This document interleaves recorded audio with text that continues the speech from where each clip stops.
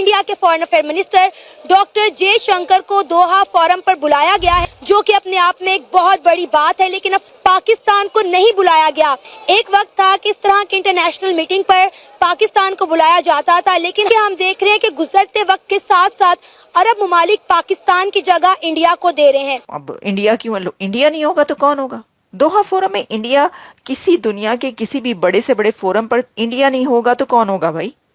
छाए में वो लोग हर, और इंडिया का एक स्टेटस है, वो एक इस स्टेटस पर पहुंच चुका है कि उनके बगैर कोई मीटिंग नहीं होती। अरब जो होते थे वो हमारे साथ प्यार करते थे, मोहब्बत करते थे कि यार ये जो ममालिक हैं, this country is an Islamic country, ठीक है। लेकिन जब उन्होंने देखा हमें पिछले 20, 25, 30 सालों की उन्होंने हमारी असेसमेंट की, उन्होंने कहा यार ये तो नॉन सीरियस लोग हैं। ये नॉन सीरियस लोग हैं इस सेंस में कि पहले इन्होंने अमेरिका के साथ मिलके सोवियत यूनियन को गिराया, चलो वो तो गिरा लिया, लेकिन उसके बाद आपने पूरी की पूरी अपने मुआशरे को तबाह बर्बाद कर लिया। रिलीजियस रेडिकलाइजेशन इतनी ज्यादा आ गई कि हम लोग, जिहाद इतना ज्यादा हो गया और हमने अपने आप को इंडिया पे फिक्स कर लिया, जिसकी वजह से हम नाकाम हो गए। इंडिया जो है ना इस वक्त वो बहुत फास्ट और बहुत आगे जा रहा है। वो हर चीज को वो पीछे करके वो खुद आगे जा रहा है। हर तरह के वो अपने जो रिलेशन है वो बढ़ाता जा रहा है, बनाता जा रहा है। उसको पता है कि हमने दुनिया अपने आप को कैसे आगे लेके जाना है, एक दुनिया की दौड़ में हमने कैसे आगे निकलना है। जय हिंद दोस्तों, भारत के ईएम डॉक्टर जयशंकर साहब पहुंचे हैं दोहा फोरम पर, जहां पर पाकिस्तान के किसी भी नुमाइंदे को नहीं बुलाया गया। दोस्तों, इसके लिए चीमा साहब तो रो ही रहे हैं, वहीं पूरा पाकिस्तान छाती पीट रहा है कि भैया मुस्लिम उम्मा ने हमें चुम्मा नहीं दिया, मुस्लिम उम्मा हमें भुला चुका है। इसके पीछे क्या रीजंस हैं, क्यों मुस्लिम उम्मा ने पाकिस्तान को चुम्मा देने से मना कर दिया है? आप इस वीडियो को एंड तक जरूर देखिएगा। चैनल पर नए हैं, चैनल को सब्सक्राइब जरूर करें। तो भारत के minister for external affair doctor Jaishankar जो हैं, वो इस वक्त कतर में मौजूद हैं। दोहा फोरम में उनको बुलाया गया है, और ये बुलाया इसलिए गया है ताकि दुनिया के जो अमन है उसके हवाले से बात की जाए। क्या वजह है कि अब पाकिस्तान को नहीं बुलाया जाता? क्या वजह है कि पाकिस्तान को नहीं बुलाया जाता? क्यों ऐसे हुआ? आप इस चीज को एनालाइज करें कि एक वक्त होता था कि पाकिस्तान को हर जगह इनवाइट किया जाता था, हर जगह बुलाया जाता था। आज हमारी लीडरशिप हमें इस मुकाम पे लेके आ गई है कि हमें कोई बुलाता ही नहीं है, हमें कोई इंगेज ही नहीं करता। डॉक्टर जयशंकर जो है उसको इसलिए बुलाया जाता है because he is a serious player.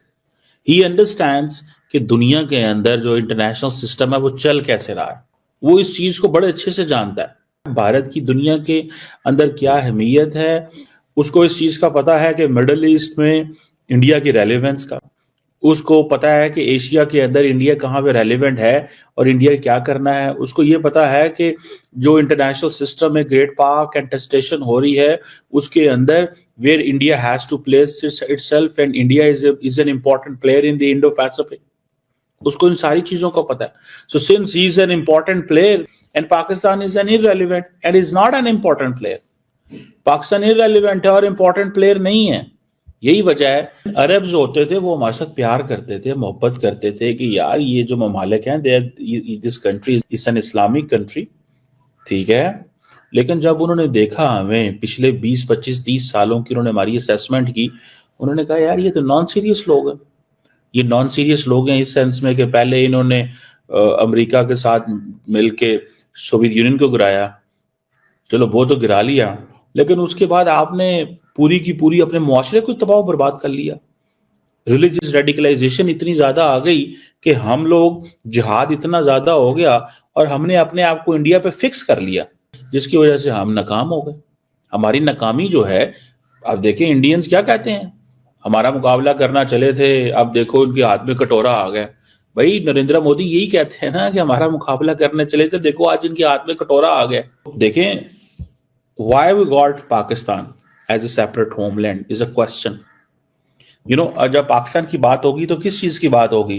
The nation got a separate homeland for what? For practicing religion. अपने मजहब इस्लाम को आजादी से प्रैक्टिस क्या कर सकते हैं? यही इसी सवाल को पकड़ के देख लें आप। हर मस्जिद के बाहर तो गनमैन खड़े हुए हैं, मुसलमानों को एक दूसरे से खतरा है। गनमैन खड़े हुए हैं, मुसलमान एक दूसरे से डर रहे हैं। उधर कहते थे जी उधर हिंदू होगा, वो हमें मारते हैं, वो हम उनके साथ रह नहीं सकते, वो मेजोरिटी में है, वो ये हैं, वो हैं, अगर हम रहे हमारी आजादी नहीं होगी, फ्रीडम नहीं होगी, this and that, fair enough. तो जब आपने अपना सेपरेट होमलैंड बना लिया तो क्या किया फिर?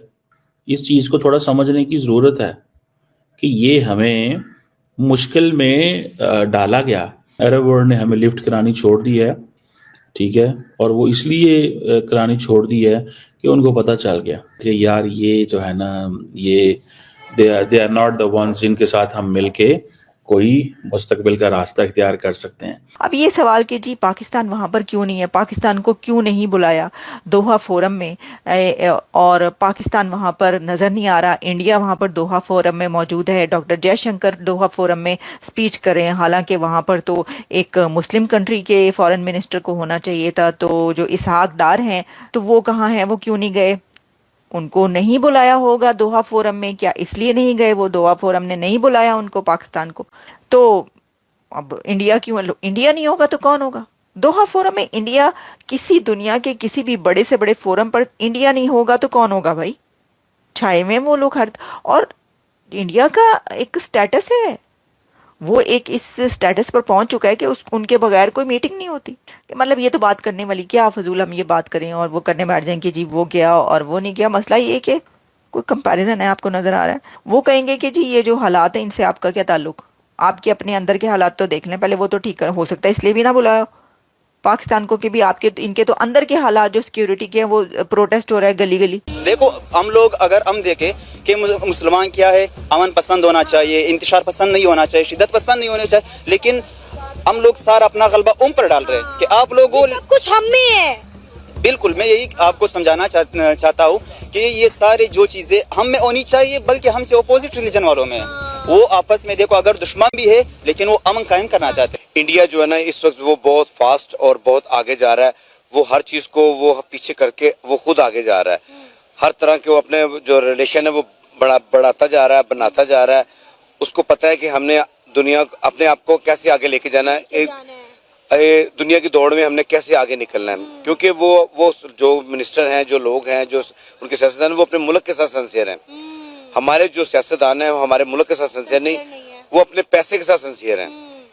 इसलिए कि जो हमारे हुक्मरान हैं इस वक्त जो है ना, आप जो भी देख लें, चैनल देख लें, उस पर एक ही डिस्कस हो रही है, बजाय हम इस बात को डिस्कस करें कि हमारे मुल्क में क्या आना चाहिए, बिजली का क्या इशू है, बेरोजगारी का क्या है, ये दहशतगर्दी क्यों हो रही है, कैसे होने इसको रोका जाए, इसके मतलब किन किन लोगों के साथ, किन किन मुल्कों के साथ हम मीटिंग करें, बैठें, उनसे डिस्कस करें।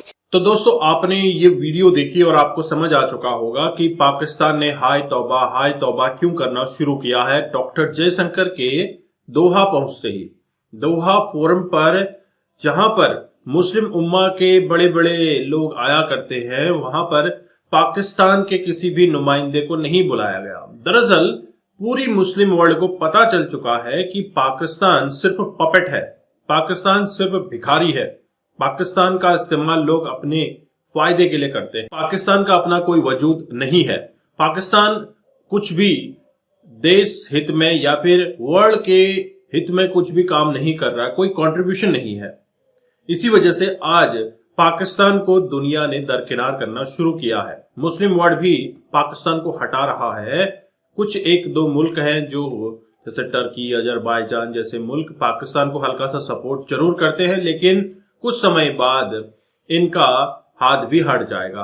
आप देख रहे हैं बांग्लादेश क्राइसिस के बीच में पाकिस्तान ने बांग्लादेश से दोस्ती करनी शुरू कर दी, भाई भाई जैसा रिलेशन हो रहा है। अब बांग्लादेश को भी ये बर्बाद करके छोड़ेंगे। जिस तरह से पाकिस्तान दुनिया के धड़े से अलग थलग हो चुका है, ऐसा ही बांग्लादेश भी अलग थलग हो जाएगा।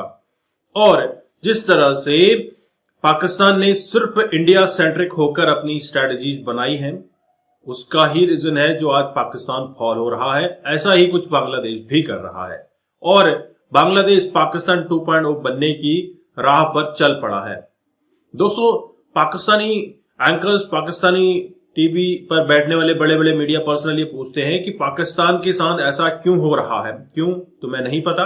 क्योंकि उसी प्लेटफॉर्म पर बैठ के तुमने भारत के खिलाफ जो जहर घोला है, पूरा यूथ, पूरी पब्लिक पाकिस्तान की भारत के खिलाफ तो हो गई, भारत के खिलाफ उन्होंने जहर तो घोल लिया, लेकिन उसके अलावा उनके दिमाग में कुछ गया ही नहीं। कोई एजुकेशन वाली बात उनके दिमागों में डाली नहीं गई, ग्रोथ की बात कभी की नहीं गई। जो भी इन्वेस्टमेंट पाकिस्तान में आता है वो इन्वेस्टमेंट वापस इन्वेस्टर को मिलता ही नहीं है, आरओआई है ही नहीं।